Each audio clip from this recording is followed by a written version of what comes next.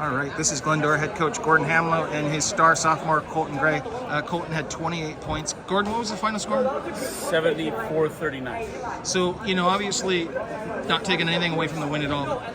Benito was missing, I think, 3 of their starters to injury and this and that. I don't know if that's... They're missing Colton Perez, who's a big piece of What did you guys come into this game knowing you had to do to... I mean, were you expecting to win by this kind of margin? We never expect to win like this. All my expectation is that we come out and play hard, and usually when we play hard, good things have happened for us this year.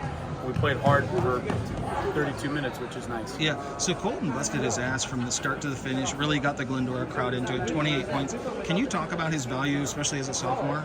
Well, people will talk about the points. I would talk more about the hustle. He gets all the hustle plays. He leads us in rebounding. He's an offensive rebounder. He's active on defense, no matter whether he's in the back of the press, the middle of the press. He gets his hands on the ball a lot, and just kind of creates a lot of opportunities for us with his effort. And that effort is really kind of indicative of the person he is. He's just he's a giver who goes all out. So Colton, 28 points tonight. Worked on the boards, this and that and the other. How early on did you feel like you felt pretty good?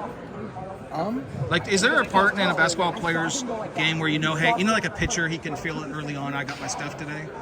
Do you know when you are having a good game? Usually it's right off the start during warm-ups, but it also really relies on the team if I'm going to have a good game. They're able to create plays for me, and I'm able to work. And how'd you feel tonight? It felt really good. Okay, so you guys had a 17-2 run in the second quarter. I don't know if you know that or not. How did you guys take over the game in your opinion? Energy and defense. Those are the biggest things. As Coach has said many times, defense creates the offense, and so that's what's really been able to lead us into those runs. Can you name some guys maybe that didn't have a ton of points, but they really did their part tonight? Me, I'd say Landon Berrigan. Number 4 did a fantastic job. But I could go down the list. I thought Sebastian did a great job. Max did a great job. Ian was all over the place. Will coming in and filling a role, he was huge for us. And Benji and Chris did a fine job too. Okay.